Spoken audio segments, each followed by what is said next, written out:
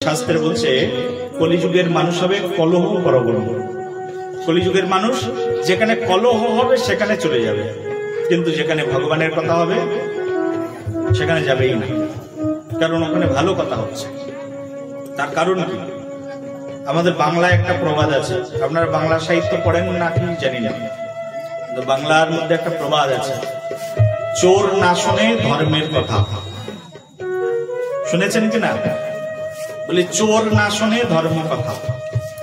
বলে চোর যারা আছে না, যাদের চুরি করা অভ্যাস, তারা কখনো ভগবানের কথা শুনবে না, ধর্মের কথা শুনবে না। এখন এখানে মনে করুন যদি অমিতাভ বচ্চন আসতো, তাহলে এখানে লক্ষাধিক মানুষ সমাগম হয়ে যাবে, হ্যাঁ কি না? কাকে দেখার জন্য? সিনেমা আর্টিস্টকে দেখার জন্য। আর এখানে স্বয়ং ভগবান এসেছেন ভাগবত রূপে, তাকে দর্শন করবার জন্য এই গুটি কয়েক মানুষ এসে উপস্থিত হয়েছে। বলে কলিযুগ হচ্ছে এত খারাপ যুগ। তার মধ্যে আবার যারা যারা এসে উপস্থিত হয়েছেন, কারোর মাজার ব্যথা, কারোর কোমরের ব্যথা, আর কোনো ব্যথা না থাকলেও বিশেষ করে মনের ব্যথা আছে, বলে ভাগবত বক্তার ভাগবত ভালো লাগছে না, বাড়িতে যায় ইউটিউবে বসে বসে শুনে নেব। মনের ব্যথা, এটাকে বলে মনের ব্যথা। তো এই ব্যথার জন্য তাড়াতাড়ি এবার ভাগবত ছেড়ে উঠে যেতে হবে, তাই তো নাকি? এই হচ্ছে আমাদের সমস্যা কলিযুগে।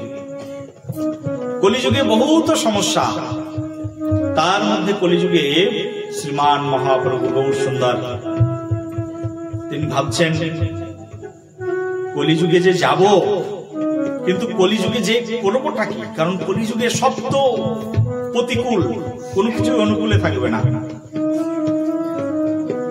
মহাপ্রভু ভাবলেন কলিযুগে প্রত্যেক যুগে যুগে তো আমি অস্ত্র নিয়ে যাই, এবার কলিযুগে একটা স্পেশাল কিছু নিয়ে যাব। মহাপ্রভু স্বয়ং ভগবান তিনি চুপচাপ বসে আছেন, দেখি কে আমাকে কলিযুগে ডাকে। প্রত্যেক জন্মে জন্মে কেউ না কেউ ভগবানকে ডেকে ডেকে এনেছেন। ভগবান আসবেন, কিন্তু আসার আগেও তিনি কিছু ঘটন অঘটন ঘটিয়ে দেয়। আপনি দেখবেন একজন মানুষ ট্রেন থেকে পড়েই মৃত্যুবরণ করল, বয়স কত? মাত্র 30 বছর। বলে 30 বছরের ছেলেটার তো মরার কথা ছিল না, মরল কেন? আর ট্রেন থেকেই বা কেন পড়ল? এর কারণ হচ্ছে ওই ব্যক্তির 30 বছর পর্যন্ত আয়ু রয়েছে। সে যখন জন্মেছে ভাগ্যবিধাতা তাকে 30 বছর আয়ু দিয়েই পৃথিবীতে পাঠিয়েছে। কিন্তু কোন ব্যক্তিকে পৃথিবী থেকে তুলে নেওয়ার জন্য ভগবানেরও কিছু কারণ দেখাতে হয়, যমরাজের কিছু না কিছু কারণ দেখাতে হয়। কারণটা কি? ট্রেনের পাশে এসে দাঁড়িয়েছেন চুপচাপ, কিন্তু আজকের দিনেই এই সময়ই তার মৃত্যু। কিভাবে মারবেন? তো সেই জন্য তিনি প্ল্যান করেছেন। প্ল্যান করে একটা মাতালকে তুলে দিয়েছে, আর মাতাল মদ খেয়ে ডুলতে ডুলতে ওই ট্রেনের যে উপরে হ্যাঙ্গারটা আছে ওটা ধরে দাঁড়িয়েছে। আর এমন মাতাল হয়ে গেছে, এমন মাথার ভিতরে তার চক্কর দিয়েছে, পড়বি না পড়বি ওই একেবারে দরজার সামনে যিনি দাঁড়িয়েছিল তার গার্ড উপরে গিয়ে পড়েছে, আর সঙ্গে সঙ্গে ভালো লোকটা একেবারে মাটিতে পড়ে সেখানে মৃত্যুবরণ করলো। কিন্তু যে মাতালটা তার গায়ে পড়লো তার কিন্তু মৃত্যু হলো। কেমন একটা ঘটনা বলুন? মরার কথা তো মাতালের, মাথায় চক্কর দিয়েছে তার, কিন্তু বললো ভালো মানুষটা। এখন সবাই মিলে ভাবছে যে ভালো মানুষটার মরার কারণ কি? মরলে তো মাতালটারই মরার উচিত, কিন্তু ভালো মানুষটা মরার কারণ একটাই, সেটা হচ্ছে মানুষটা ভালো ছিল কিন্তু তার আয়ু ছিল মাত্র 30 বছর। আর সেই জন্য 30 বছরেই ভগবান কিছু একটা ঘটনা দিয়ে তাকে পৃথিবী থেকে তুলে নিয়েছে।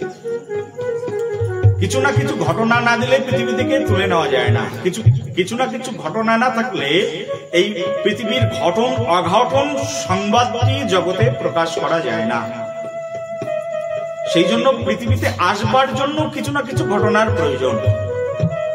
মহাপ্রভু স্বয়ং ভগবান তিনি প্রত্যেক যুগে যুগে কোনো না কোনো ঘটনাকে কেন্দ্র করে এসেছেন। যেমন প্রথমে তিনি যখন স্তম্ভের মধ্য থেকে বেরিয়েছেন, ঘটনাকে প্রহ্লাদ দেখেছেন, তাই ভগবান এসেছেন। পরের যুগে ত্রেতা যুগে অখিল বানর সমাজ রাজা দশরথ শৃঙ্গী ঋষি ডেকেছেন, বশিষ্ঠ ঋষির আহ্বান, ভগবান এসেছেন। তারপরের যুগে ব্রহ্মা ডেকেছেন, তো ভগবান চলে এসেছেন। অনেক ঘটনা, সব বলতে গেলে অনেক বিস্তার হয়ে যাবে। তারপরের যুগে এই কলি যুগে বলছেন কেউ না কেউ তোমাকে ডাকবে, না হলে আমি যাবো কি করে? কলিযুগে কে ডাকলেন? ভগবান না, কলিযুগে ডাকলেন স্বয়ং বসুন্ধরা মা।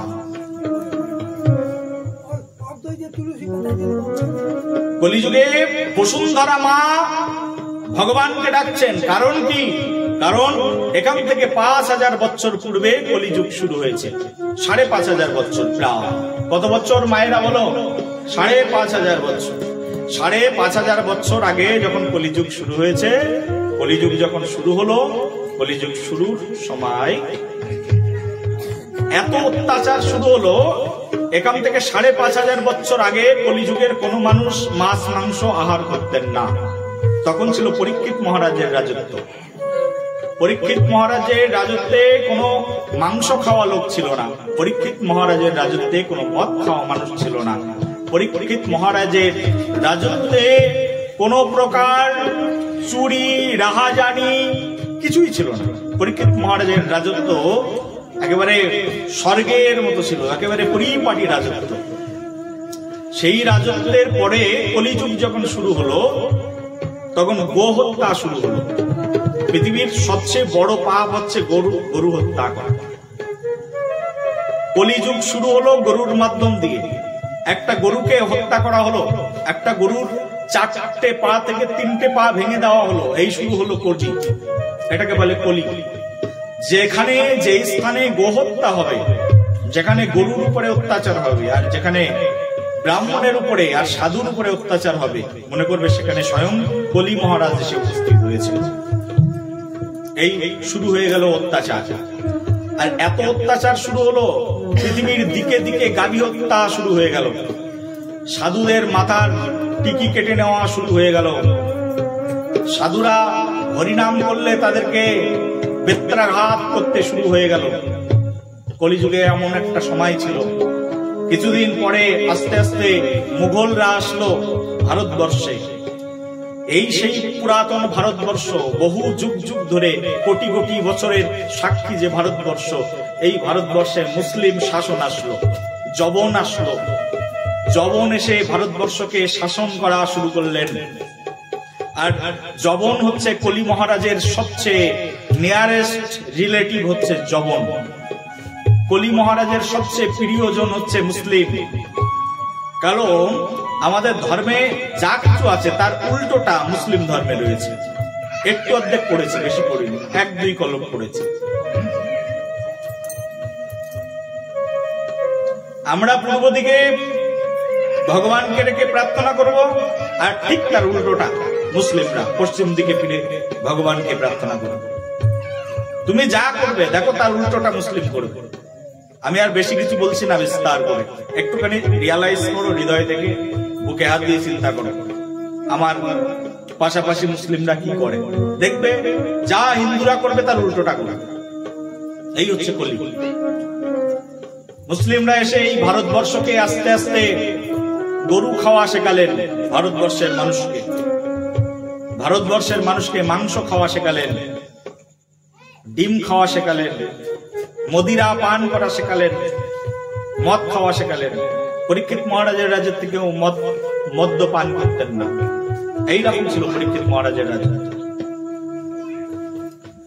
এইভাবে এক এক করে আমাদের এই ভারতবর্ষকে, ভারতবর্ষের মানুষকে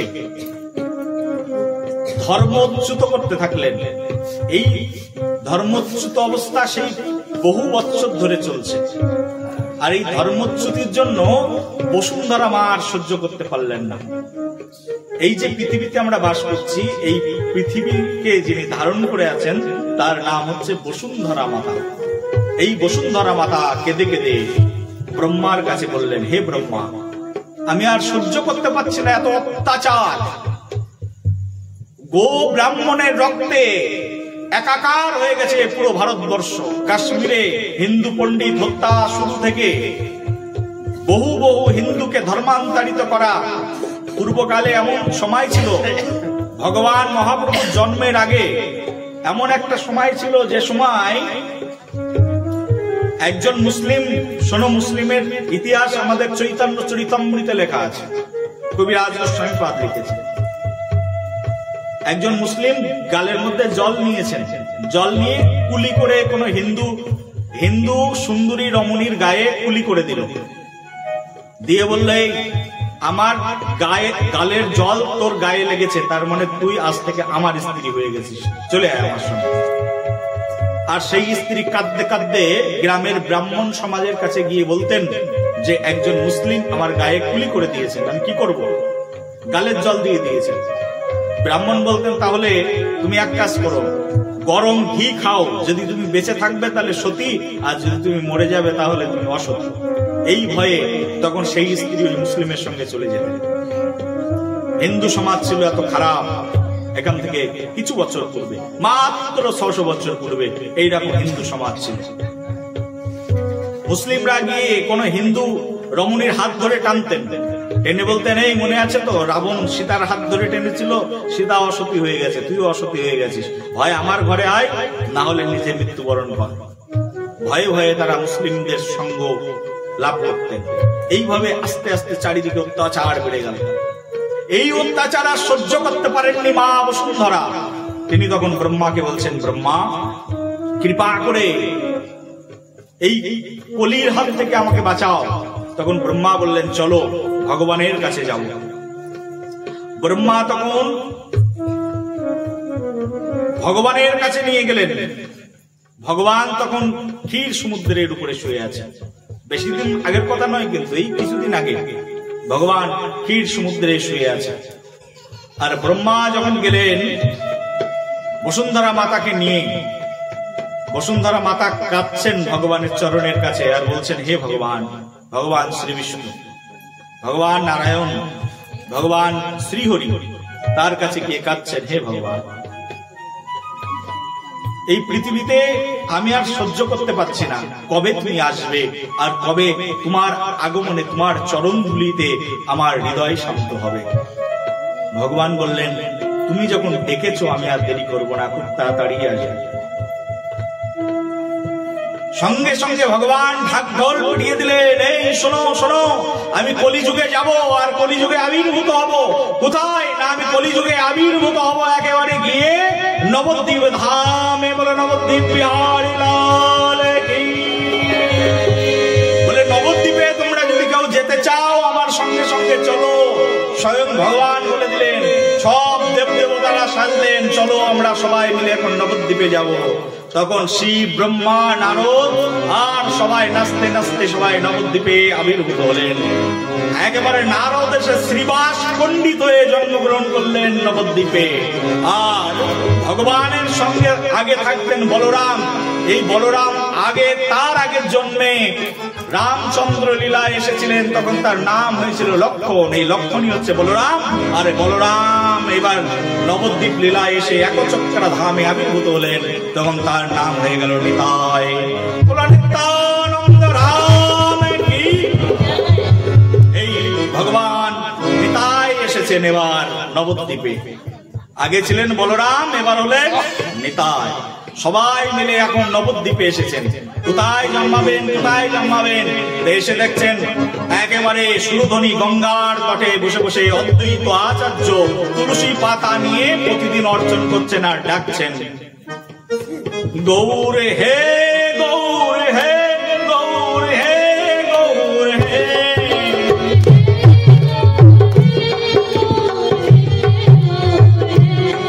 গৌর হে গৌর হে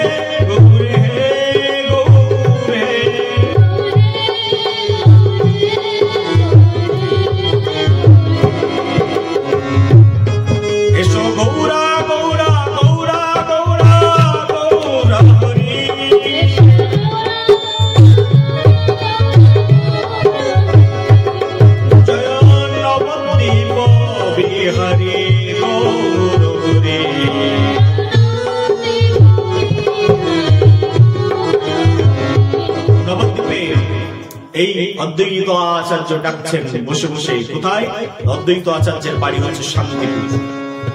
কেউ একবার নবদ্বীপে গেলে অবশ্যই শান্তিপুরে যাবে। শান্তিপুর নবদ্বীপ থেকে বেশি দূরে নয়। এই শান্তিপুরে সুরধনী গঙ্গার তটে বসে বসে অদ্বৈত আচার্য তিনি তুলসী পাতা দিয়ে প্রতিদিন ভগবানকে অর্চন করছেন আর ডাকছেন। এই দেখে মহাপ্রভু ভাবলেন তাহলে তো আমাকে আসতেই হবে। স্বয়ং ভগবান নবদ্বীপে অদ্বৈত আচার্যের ডাকে সাড়া দিলেন।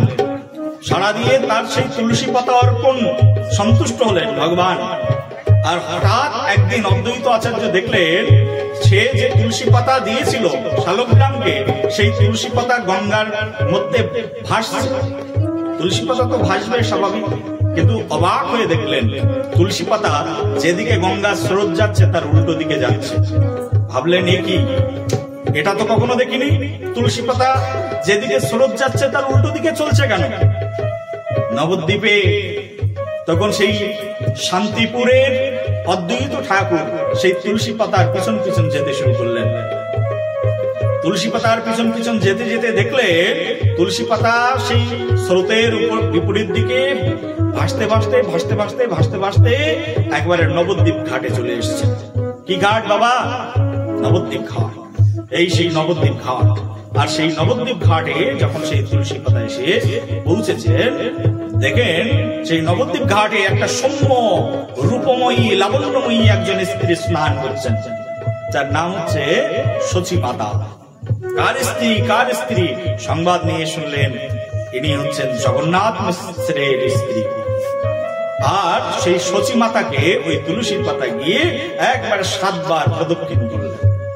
এবার প্রদক্ষিণ করে একবার সেই তুলসী পাতা সেই সচী মাতার নাভির মধ্যে প্রবেশ করলেন। এই না অদ্বৈত আচার্য দেখে সঙ্গে সঙ্গে সচী মাতার পায়ে পড়ে গেলেন। আরে সাধক প্রবার পণ্ডিত, আপনি আমাকে প্রণাম করছেন কেন? না না মা, এক অঘটন ঘটতে চলেছে। তোমার মাধ্যম দিয়ে স্বয়ং ভগবান পৃথিবীতে আবির্ভূত হবেন। এই কানে একবার শুনলেন, না না না না না, আমার মাধ্যম দিয়ে ভগবান কেন আসবেন? সচিমাতা তো বিশ্বাসই করতে চান না। অদ্বৈত আচার্য আর বেশি কিছু রটালেন না, কিন্তু নিশ্চিত হয়ে গেল এই স্ত্রীর গর্ভেই আসবেন স্বয়ং ভগবান। সেই স্ত্রী দেখবেন নাকি? চলে সচিমা, স্বয়ং ভগবান সচিমাতাকে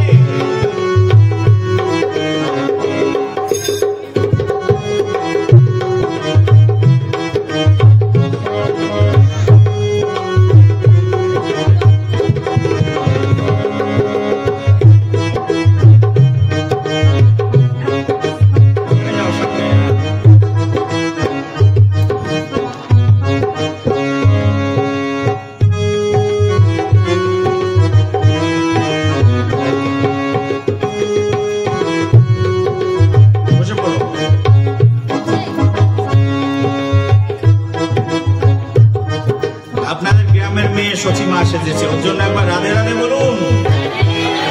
বলো রাধে রাধে, বলো রাধা রানী সরকার কি, সচী মাতা কি, গৌরাঙ্গ ভগবান কি।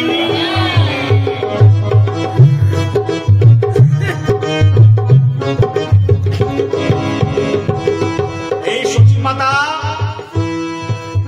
তিনি সচী মাতার, ভালো করে শুনবেন, সচী মাতার গর্ভের মধ্যে 8টা সন্তান এসেছে। কটা বললাম বাবা? 8টা।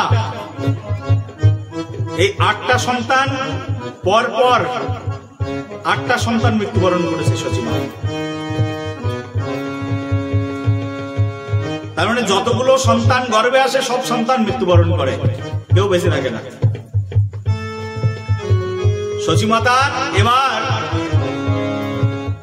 দেবকী মার ছিল 8ম গর্ভ, সচী মাতার 9ম গর্ভে একটা সন্তান এসেছে।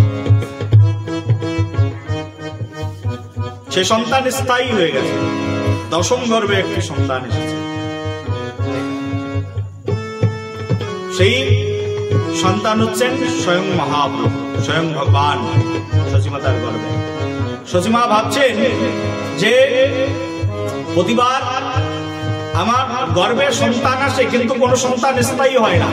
সবাই মিলে সচিমাকে বললেন, ও মা, তুমি এক কাজ করো, তুমি এবার যে সন্তান আসবে এই সন্তানকে যেখানে সেখানে জন্ম দেবে না, একটা ভালো একটা আতুর ঘর বানাবো। বলে, কোথায় আতুর ঘর বানাবো? বলছে, নবদ্বীপের সর্বশ্রেষ্ঠ জায়গায় একটা আতুর ঘর বানাবো, গঙ্গার তটে। একেবারে গঙ্গার কাছাকাছি একটা স্থানে জগন্নাথ মিশ্র একটা আতুর ঘর বানালেন, আর সেখানে একটা নিম গাছ পুঁতে দিলেন। বলে, নিম গাছের নিচে যদি আমার ছেলে জন্মগ্রহণ করে তাহলে ভূত প্রেত ধরবে না। আগের যুগে মানুষের এরকম বিশ্বাস ছিল, জানো তো সবাই। বলে, নিম গাছের নিচে ছেলে জন্ম দিতে হবে। নিম গাছ লাগিয়ে দিলেন বড়, নিম গাছের নিচে একটা কুঠির বানিয়ে দিলেন, আর সেই কুঠির খড় কুটো দিয়ে ছেয়ে দিলেন। বলে, আমার ছেলে এখানে জন্মগ্রহণ করবে। আর সেই নিম গাছের নিচে একটা পর্ণকুটির বানিয়ে দিলেন, আর সেই পর্ণকুটিরে এক এক করে ভগবানের আবির্ভাবের প্রহার গুনছেন সবাই, যে একটা সুন্দর ফুটফুটে সন্তান জন্মগ্রহণ করবে। কিন্তু 10 মাস হয়ে গেল, 1 2 3 4 5 করতে করতে 10 মাসের মধ্যে আর সন্তান জন্মগ্রহণ করছেন না। সচিমার গর্ভ ফুলে রয়েছে, কোনো সন্তান আসছে না। 11 মাস হয়ে গেল, কোনো সন্তান আসছে না। তখন নীলম্বর চক্রবর্তী বলে একজন জ্যোতিষী ছিলেন নবদ্বীপে, সেই জ্যোতিষীকে ডাকা হলো। তুমি তো বড় জ্যোতিষী, তুমি বলো তো, দেখো তো কবে আসবে সচিমায়ের সন্তান। নীলম্বর চক্রবর্তী খুব করে গণনা করলেন। গণনা করে নীলম্বর চক্রবর্তী বলছেন, সামনে আসছে ফাল্গুন মাস, ফাল্গুন মাসের একেবারে পূর্ণ লগ্ন, একেবারে পূর্ণ তিথি, আর সেই পূর্ণ তিথিতে তোমার এই সন্তান এই পৃথিবীতে ভূমিষ্ঠ হবে। তাছাড়া তার আর ভূমিষ্ঠ হওয়ার কোন মাধ্যম দেখছেন। বলছে, কেমন করে ভূমিষ্ঠ হবে? চৈতন্য চরিতামৃতে রসিক শেখর কৃষ্ণদাস কবিরাজ গোস্বামীপাদ বলছেন, আমি জীবনে তো অনেক পুষ্টি গণনা করেছি, কিন্তু এই পুষ্টির মতো পুষ্টি আমি আর দেখিনি। নীলম্বর চক্রবর্তী বলছে, কি পুষ্টি গণনা করেছো গণক ঠাকুর, বলো।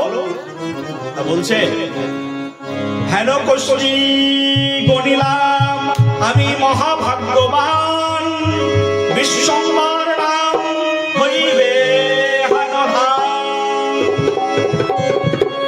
এহানো বলিবে লেখে নবদ্বীপ চন্দ্র, এবার জানিও কেবল পরমানন্দ। এমন এক সন্তান জন্মগ্রহণ করবে যে সন্তানের নাম হবে বিশ্বম্ভর, সমগ্র বিশ্বের ভারকে গ্রহণ করবার জন্য এই সন্তান পৃথিবীতে জন্মগ্রহণ করবে। আর এই সন্তানকে কেউ কেউ নবদ্বীপের চাঁদ, নবদ্বীপ চন্দ্র বলে ডাকবে। এই সন্তান এই ফাল্গুন মাসে আবির্ভূত হবে। ঠিক গণক ঠাকুরের কথা। 12 মাস পরে, 11 মাস, তারপরে 12 মাস, 12 মাস হয়ে গেল, এবার ফাল্গুন মাস। এই ফাল্গুন মাসে দোল পূর্ণিমা, জানো তো কি পূর্ণিমা? দোল। ফাল্গুন মাসে নবদ্বীপে একবার হলেও যাবে মায়েরা বাবারা। ফাল্গুন মাসের সেই দোল পূর্ণিমা তিথি, আর সেই তিথিটা কেমন? এই দেখো চৈতন্য চরিতামৃত বলছে, অনন্ত ব্রহ্মাণ্ডে আছে যত সুমঙ্গল, সেই পূর্ণিমায় আসি মিলিল সকল। অনন্ত ব্রহ্মাণ্ডে আছে, অনন্ত ব্রহ্মাণ্ডে যত সুমঙ্গল, যত মঙ্গল তিথি আছে, বলছে এই পূর্ণিমার মধ্যে এসে মিশেছে সব। কোন পূর্ণিমা? বলছে সেই পূর্ণিমার নাম হচ্ছে ফাল্গুনী পূর্ণিমা। ফাল্গুন মাসের সেই পুত পবিত্র পূর্ণিমা তিথিতে 1407 শকাব্দ, কত শকাব্দ মুখস্থ করো? 1407 শকাব্দে ফাল্গুন মাসের পূর্ণিমা তিথি। সেই পূর্ণিমা এমনই এক পূর্ণিমা যে সন্ধ্যা হয়ে গেছে, আর সন্ধ্যাবেলায় চারিদিকে সেই গোধূলি লগ্নে, চারিদিকে যখন গোধূলি আবৃত, সন্ধ্যা আবৃত, সন্ধ্যা হয়ে গেছে, সেই সন্ধ্যার সেই সুন্দর মুহূর্তে ওদিকে আবার চাঁদের বুকে গ্রহণ লেগে গেছে। কার মুখে গ্রহণ? চন্দ্রের গ্রহণ। চাঁদ বলছে, চাঁদ কেঁদে কেঁদে বলছে আজকে আমার আর প্রয়োজন নেই। তার কারণ নবদ্বীপে এমন চাঁদ আজ উঠবে যে চাঁদের আলোতে সমগ্র নবদ্বীপ আলোকিত হয়ে যাবে, সমগ্র পৃথিবী আলোকিত হয়ে যাবে। নবদ্বীপের চাঁদ উঠলে আর আকাশের চাঁদের কোনো প্রয়োজন নেই। চৈতন্য চরিতামৃতে বলছে, এই মহাপ্রভুর এই চরিত্র কথা যে গ্রন্থের মধ্যে লেখা আছে, সেই গ্রন্থের নাম হচ্ছে শ্রী শ্রী চৈতন্য চরিতামৃত। কৃষ্ণদাস কবিরাজ গোস্বামী বলছেন, আকাশের যে চাঁদ না, ওই চাঁদের কলঙ্ক আছে, কিন্তু এখন নবদ্বীপে যে চাঁদ জন্মগ্রহণ করবে তার কোনো কলঙ্ক নেই। শুনেছেন না আকাশের চাঁদের কলঙ্ক আছে? বাবারা শুনেছেন তো? হ্যাঁ, বলে আকাশের যে চাঁদ সেই চাঁদের কলঙ্ক আছে, কিন্তু নবদ্বীপের যে চাঁদ আজ উঠবে সেই চাঁদের কিন্তু কলঙ্ক নেই। আকাশের চাঁদ একেবারে পরিপূর্ণরূপে ধ্বংস হয়ে যাচ্ছিল একবার, কিন্তু এই নবদ্বীপ চাঁদের কখনো কোনো দিনের জন্য ধ্বংস হবে না। বলো নবদ্বীপ বিহারী লাল কি।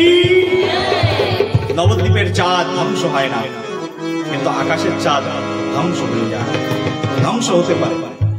তার কারণ শুনুন, একটা ঘটনা শুনুন, হয়তোবা 99% মানুষের জানা নেই। শুনুন,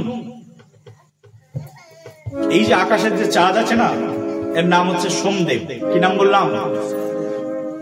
হ্যাঁ, চাঁদের আর এক নাম, চন্দ্রের যিনি দেবতা, এই দেবতার নাম হচ্ছে সোমদেব। এই সোমদেব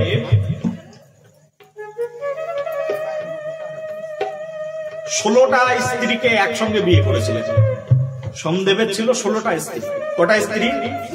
এই যে আকাশের যে চাঁদ, কটা স্ত্রী আছে বলো, মুখস্থ করো। কটা মায়েরা বলো, কটা বলো? 16টা স্ত্রী আছে সোমদেব। সোমদেবের সবচেয়ে প্রিয় স্ত্রীর নাম হচ্ছে কলাবতী। আর একই পরিবারের 16টা কন্যাকে একসঙ্গে বিয়ে করেছেন, কিন্তু সবচেয়ে বেশি ভালোবাসেন কলাবতী।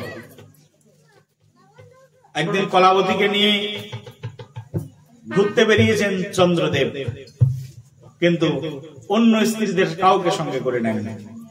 অন্য স্ত্রীরা দেখছেন অনেকদিন হলো তার স্বামী তাদের খোঁজ নিচ্ছে না, শুধু কলাবতীকে নিয়ে ঘুরে বেড়াচ্ছে। সব স্ত্রীরা গিয়ে বাবার বাড়িতে ঠেলে উঠেছেন, 15 জন স্ত্রী বাবার বাড়িতে ঠেলে উঠে বাবাকে বলছেন, বাবা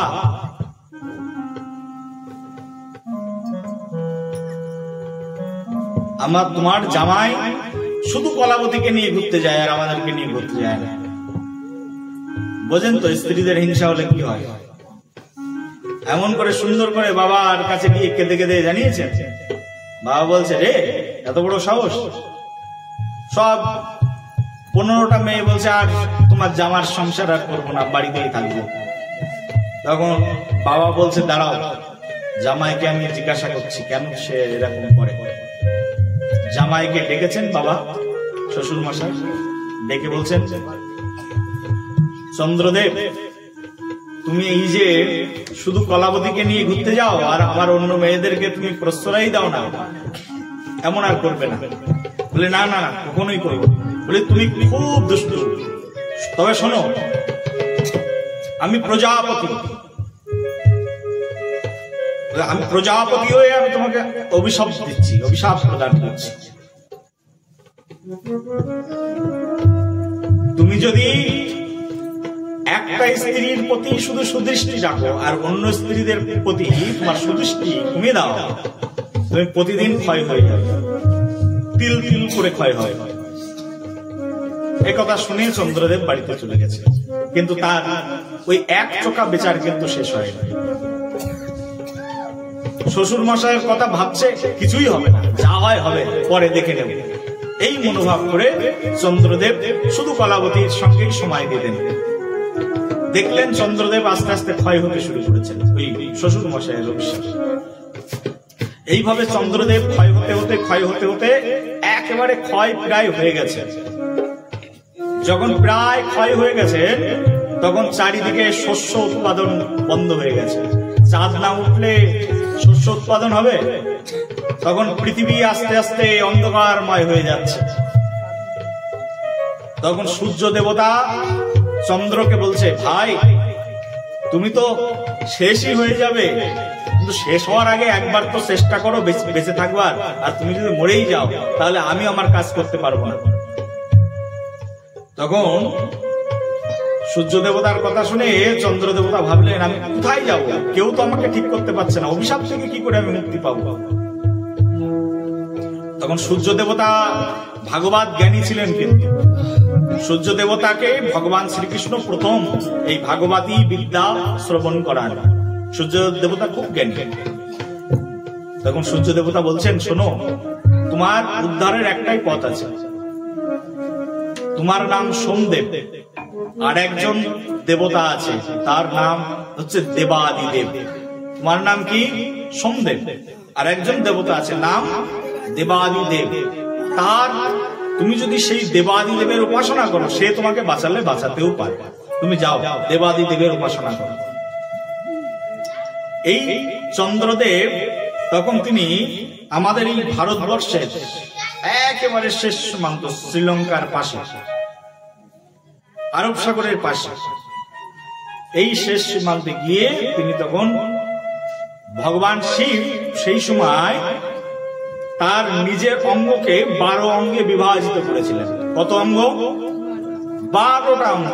সেই 12টা অঙ্গ পৃথিবীর বিভিন্ন প্রান্তে প্রান্তে তিনি বিভাজিত করে রেখেছিলেন। তার মধ্যে ডিম্বাকৃতির একটি অঙ্গকে তিনি গুজরাটের মধ্যে ফেলে রেখেছিলেন। আর এই যে ভগবানের এই 12টি অঙ্গ, সেই 12টি শিব, ভগবান শিবের এই 12টি অঙ্গকে বলা হয় দ্বাদশ জ্যোতির্লিঙ্গ। কি বলা হয়? মনে করে রাখুন, মুখস্থ করে রাখুন, শিখে রাখুন, হৃদয়ের মধ্যে ধারণ করে রাখুন। এই ভগবান শিবের এই 12টা অঙ্গ 12টি স্থানে বিভাজিত হয়ে পড়লে একটা অঙ্গের নাম হয়ে গেল দ্বাদশ জ্যোতির্লিঙ্গের একটি অঙ্গ, দ্বাদশ জ্যোতির্লিঙ্গ। আর এই লিঙ্গগুলো যখন চন্দ্র এবং সূর্যের মিলন হতো, তখন সেই লিঙ্গ থেকে জ্যোতি ঠিকরে সমগ্র পৃথিবীকে আলোকিত করত। এই লিঙ্গগুলোর বৈশিষ্ট্য ছিল এরকম। চন্দ্র দেবতার তো আলো নেই, চন্দ্র দেবতা গিয়ে তখন সেই দ্বাদশ জ্যোতির্লিঙ্গের একটি লিঙ্গের সেবা করতে শুরু করলেন। প্রতিদিন গিয়ে জল ঢালেন, বেলপাতা দেন। শিব তো বেলপাতায় সন্তুষ্ট। একটু বেলপাতা, একটু দুধ, একটু গঙ্গা জল শিবের মাথায় দিয়ে প্রতিদিন সাধনা করতে থাকেন। ওম নমঃ শিবায় বলে শিব সন্তুষ্ট হয়ে গেলেন। আর শিব যে সন্তুষ্ট হয়ে গেলেন, সেই চন্দ্র দেবতাকে বললেন, চন্দ্র তুমি কি চাও? চন্দ্র দেবতা বললেন, হে প্রভু, আমি আপনার চরণে শরণাগত হয়েছি। তার কারণ আমার জীবন শেষের পথে, আমি প্রায় শেষ হয়ে যাচ্ছি। আমার এই শেষ সময় আপনি আমাকে রক্ষা করুন। শিব বলল, কে তোমাকে শেষ করছে? বলছে, আমার শ্বশুর মশাই আমাকে অভিশাপ দিয়েছেন, আর সেই অভিশাপে প্রতিদিন যমরাজ আমাকে তিল তিল তিল তিল করে শেষ করে দিচ্ছে। বলে, যমরাজের এত বড় সাহস যে তোমাকে তিল তিল করে শেষ করে দিচ্ছে? তুমি এসো আমার কাছে। চাঁদকে স্বয়ং শিব হাতের মুঠোর মধ্যে ধরেছে, ধরে নিয়ে একেবারে শিবের জটার মাঝখানে একবারে লুকিয়ে রেখেছে। আপনারা জানেন তো, শিবের মস্তকের উপরে 8খানা চাঁদ আছে, বাঁকা চাঁদ। জানেন কি জানেন না? শুনেছেন সবাই, দেখেছেন সবাই, দেখেছেন, কিন্তু এর আসল রহস্য জানেন না অনেকে। বলো সবাই রাধে রাধে, প্রেম সে বলো, বলো গৌরাঙ্গ ভগবান কি, বলো শিব শম্ভু ভগবান কি। শিবজি সেই চাঁদকে ধরে একেবারে তার জটার মধ্যে লুকিয়ে রেখেছে। পরের দিন সকালে যমরাজ এসেছেন তার আয়ু নেওয়ার জন্য। যখন আয়ু নেওয়ার জন্য এসেছেন, এসে খুঁজে পাচ্ছেন না কোথায় গেল চাঁদ, কোথায় গেল চাঁদ। খুঁজতে খুঁজতে দেখেন শিবের জটার মধ্যে। যমরাজ বলছেন, হে গুরুদেব, যমরাজের তো আর গুরুদেব শিবজি, বলছেন গুরুদেব হে বৈষ্ণবানাম যথাসম্ভব, বৈষ্ণবদের মধ্যে শ্রেষ্ঠ, হে বৈষ্ণব প্রধান, হে শিব শম্ভু, আপনি আপনার মাথার মধ্যে চন্দ্র দেবতাকে কেন ঢুকিয়ে রেখেছেন? ওর আয়ু নিতে এসেছি আমি। শিব বলছেন একবার যিনি আমার আশ্রয়ে আসে আর একবার আমি যাকে আশ্রয় দিই, তোমার কি করে সাহস হয় তার আয়ু হরণ করবার? আমি যাকে আশ্রয় দিই তার কখনো ক্ষয় হয় না। বলো সবে প্রেম সে বলো, সবাই মিলে বলো। বলে আমি তো আশ্রয় দিয়েছি আমার মাথা, তুমি নেবে আমার মাথা থেকে এসে নিয়ে যাও? কার ক্ষমতা আছে শিবের জটায় হাত দেবে? শিবের জটার একটা চুল বেরিয়ে আসলে সমগ্র পৃথিবী প্রলয় হয়ে যায়। কে হাত দেবে শিবের জটা? হে গুরুদেব, কৃপা করে চাঁদকে আমার কাছে দিয়ে দিন, ওর আয়ু নিতে এসেছি, এটা আমার কাজ। শিব বললেন শোনো, আজ থেকে চন্দ্রের আয়ু তুমি নিতে পারবে না। কি করব? যাও, তুমি ফিরে যাও, বিধাতাকে গিয়ে বলে দাও স্বয়ং দেবাদিদেব মহাদেব চন্দ্রকে তার মস্তকে আশ্রয় দিয়েছে। এই কথা শুনে বিধির বিধান খণ্ডন হয়ে গেল। কিন্তু চাঁদ তো আত্মাখানায় রয়ে গেল। বলি চাঁদ পূর্ণ হবে কি করে? তখন এই চাঁদ যেহেতু শিবের আশ্রয়ে আছে, চাঁদ তখন থেকে শিবের আশ্রয় থেকে বেরিয়ে প্রতিদিন আবার দেবাদিদেবের সেবা করতে থাকলেন। দেবাদিদেব বললেন তুমি স্বয়ং প্রভু দ্বারকাধীশের সেবা করো। বসে বসে প্রভু শ্রীকৃষ্ণের সেবার আদেশ পেলেন, আর শ্রীকৃষ্ণের সেবার জন্য তিনি আলোক রাশি প্রদান করতে থাকলেন। দীঘল রজনীতে যেদিন তিনি রাধারানীকে ডেকেছিলেন, সখীদেরকে ডেকেছিলেন, চন্দ্র দেবতা সেদিন উদিত হয়ে ভগবান শ্রীকৃষ্ণকে আলো প্রদান করেছিলেন। কিন্তু আলো ছিল না তার কাছে। শিবের কাছে প্রার্থনা করেছিলেন, হে প্রভু, আজকে ভগবান শ্রীকৃষ্ণ রাস করবেন, আমাকে একটু আলো দিন। শিব তখন তাকে আলো ধার দিয়েছিলেন। শিবের জ্যোতির্লিঙ্গ থেকে আলো ঠিকরে বেরিয়ে চন্দ্র দেবতার কাছে এসেছে। চন্দ্র দেবতার সেই আলো দিয়ে সমগ্র ব্রজ মন্ডলকে একেবারে আলোকিত করে দিয়েছেন। আর সেই আলোয় আলোকিত হয়ে সমগ্র বিশ্ব ব্রহ্মাণ্ডের প্রতি স্বয়ং ভগবান শ্রীকৃষ্ণ গোপীদের সঙ্গে সেই রাস ও লীলায় নৃত্য করেছিলেন। বলো রাজ বিহারী কৃষ্ণচন্দ্র ভগবান কি। এই যে ভগবান শ্রীকৃষ্ণ সেই চন্দ্র দেবতার আলোয় আলোকিত হলেন। ভগবান শ্রীকৃষ্ণ বললেন, এই চন্দ্র দেবতা, তুই আমাকে আলো দিয়েছিস, আজ তোকে আমি এই আলো অক্ষয় করে দিলাম। সেদিন থেকে চন্দ্র দেবতা পূর্ণ শশধর হলো, তার নাম হলো পূর্ণ শশধর। আর চন্দ্র দেবতা আবার নিজের অবস্থানে ফিরে আসতে আসতে আর 15 দিন তার লেগে যায়। তখন তার কিন্তু অবস্থান একেবারে নিয়মান হয়ে যায়। আর যেদিন তিনি ভগবানকে আলো দিয়েছিলেন সেদিন তিনি পূর্ণ শশধর হন। আর অন্যদিন চাঁদের আলো একটু একটু করে ক্ষয় হতে হতে হতে হতে অমাবস্যা তিথি চলে আসে। অমাবস্যা থেকে শুরু হয়। এবার চন্দ্র দেবতা আস্তে আস্তে আস্তে আস্তে তার কলাকে প্রকাশিত করে বিস্তার করেন। চন্দ্র দেবতার চরিত্রে এরকম দোষ শুনে নিন ভালো ভালো। চন্দ্র দেবতা চৈতন্য চরিতামৃতে কৃষ্ণদাস কবিরাজ গোস্বামী বাদ বলছেন, আরে ওই চন্দ্র যে আকাশে থাকে, বলি ওই চাঁদের কি বা প্রয়োজন? কারণ ওই চাঁদের কলঙ্ক আছে। সে তার স্ত্রীদের সঙ্গে ঝামেলা করেছিল, এটা হচ্ছে তার কলঙ্ক। যে তার স্ত্রীদের সঠিক সম্মান দিতে পারে না, অন্য স্ত্রীকে নিয়ে ঘুরে বেড়ায়, নিজের স্ত্রীর খোঁজ নেই, সেই চন্দ্রের কি প্রয়োজন? আজকে গৌরচন্দ্র আবির্ভূত হয়েছেন। কে আবির্ভূত হয়েছেন? গৌরচন্দ্র। কবিরাজ গোস্বামী পাদ বলছে, শোনো, এই চাঁদ স্বয়ং দেবাদিদেব মহাদেবের সেবা করেছিলেন বলে এই দেবাদিদেব মহাদেবের নাম হয়েছে সোমনাথ। কি নাম হয়েছে? সোমনাথ। সোম দেবতার যিনি নাথ, তার নাম হচ্ছে সোমনাথ। আর চাঁদ তার নিজের নাম হচ্ছে সোমদেব, আর চাঁদের যিনি ইষ্টদেব তার নাম সোমনাথ, আর সোমনাথের যিনি প্রভু তার নাম হচ্ছে জগন্নাথ। বলো জগন্নাথ ভগবান কি। সোমনাথের যিনি প্রভু তার নাম কি? তার নাম হচ্ছে জগন্নাথ।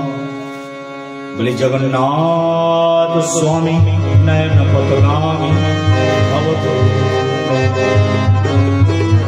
কদাচিৎ কালিন্দী তট বিপিন সঙ্গীত কোরল মুদা গিরি নারী বদন কমলা স্বাদ মধু রমা শম্ভু।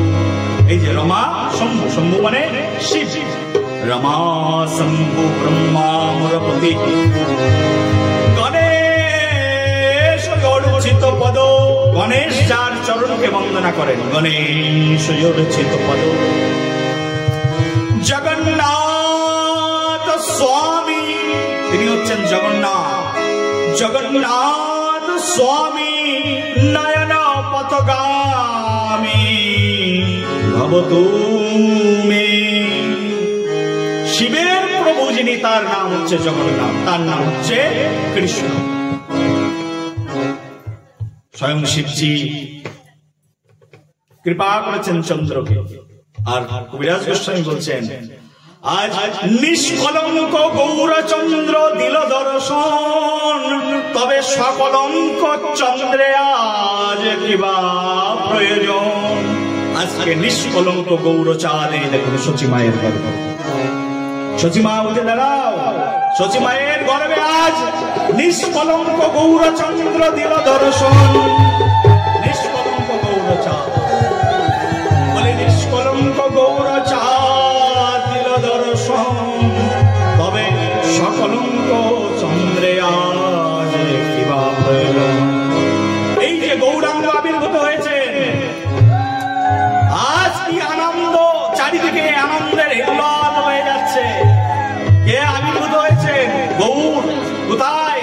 নবদ্বীপে চন্দ্রগ্রহণ লেগেছে, আর চারিদিকে মানুষ উদ্ধ্বনি করে উঠেছে, চারিদিকে মানুষ হরিধ্বনি করে উঠেছে। বলো হরি বল, বলো হরি বল। চারিদিকে হরিধ্বনি, চারিদিকে উলুধ্বনি।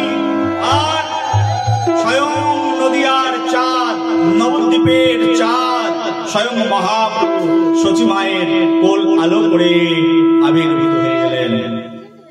আর সচিমায়ের কোল আলো করে যখন ভগবান আবির্ভূত হলেন, জগন্নাথ মিশ্রের আর আনন্দ ধরে না, নবদ্বীপবাসীর আর আনন্দ ধরে না। নবদ্বীপবাসী ভগবান গৌরকে দেখতে আসলেন, আর দেখতে এসেছেন, আর দেখতে আসলেই গৌরচাঁদ কেঁদে উঠতে লাগলেন, কাঁদতে শুরু করলেন। যেই তাকে দেখছে সেই কাঁদছে। সবাই গৌরাঙ্গের ক্রন্দন দেখে সবাই বলতে লাগলেন, মা তোমার ছেলে কাঁদছে কেন? বলে আমার ছেলে কাঁদছে হরি নাম শোনার জন্য। তখন সবাই বলে উঠলেন, বলো সবাই হরি বল, বলো হরি বল, বলো হরি বল, বলো হরি বল। সবাই বলো হরি বল। এই হরি বল, হরি বল শব্দ শুনতে থাকলেন। আর এই হরি নাম শুনে গৌরাঙ্গ নাচতেন। কই ছোট গৌর কেমন নাচতে জানো তো?